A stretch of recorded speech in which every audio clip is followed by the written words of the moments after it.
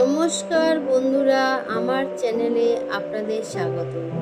আজকে আমি বাঙালির সবার প্রিয় মটরের লাল লাল ঝোল বানিয়ে দেখাবো। চলুন দেখে নিন। প্রথমে আমরা আলুগুলো ভালো করে ভেজে নেব। যতক্ষণ আলুগুলো ভাজা হচ্ছে ততক্ষণ আমি মটনটা ম্যারিনেট করে রেখেছিলাম। প্রথমে 2 চামচ টক দই, 3 চামচ সর্ষের তেল দিয়ে ভালো করে মেখে নিয়েছিলাম। আমার আলু ভাজা হয়ে গেছে। এবার আমি প্রেসার কুকারে ম্যারিনেট করে রাখা মটনগুলো দিয়ে 3টে সিটি মেরে নেব। বন্ধুরা, আমি এখানে ম্যারিনেশনের ভিডিওটা স্কিপ করে গেছি। আপনারা টক দই সর্ষের তেল দিয়ে মাখিয়ে নেবেন অবশ্যই।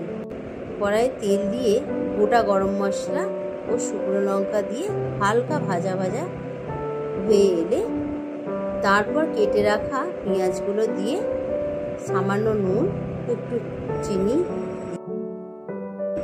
তারপর একসাথে বেটে রাখা ধনেপাতা বাটা, কাঁচা লঙ্কা বাটা আর আদা বাটা একসাথে দিয়ে দিলাম।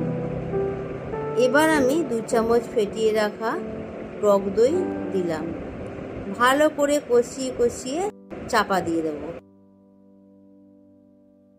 চাপা খুলে বড় চামচে 1 চামচ রসুন বাটা দিয়ে দেব আর 1 চামচ হলুদ গুঁড়ো, কাশ্মীরি লঙ্কা গুঁড়ো। যেহেতু কাঁচা লঙ্কা দিয়েছিলাম তার সাথে আর আমি ঝাল লঙ্কা গুঁড়ো দিলাম না, আপনারা ঝাল অনুযায়ী দিতে পারেন।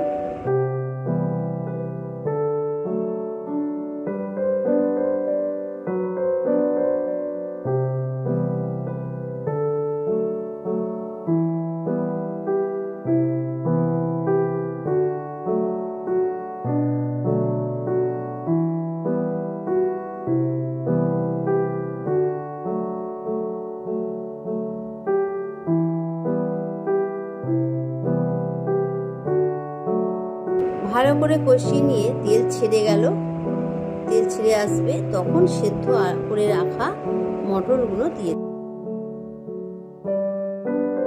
এবার নাড়াচাড়া করে কষিয়ে নেব। কষিয়ে কষিয়ে যখন তেল ছেড়ে আসবে এবার একটু উষ্ণ গরম জল দিয়ে দেব। এতে গরম জল দিলে ব্যবহার করলে মাংসগুলো তাতে ভালো নরম হয়। ঠান্ডা জল ব্যবহার করলে মাংসগুলো চিবড়ে হয়ে যাবে। এবার তাই গরম জল ব্যবহার করলাম।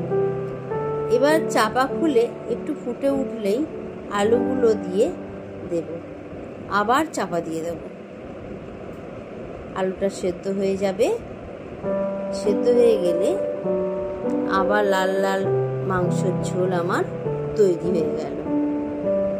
একদম স্বাদে গন্ধে অপূর্ব। এবার এই ঝোলটা বানিয়ে দেখুন, রবিবারে দুপুরে গরম ভাতের সঙ্গে একদম জমে যাবে।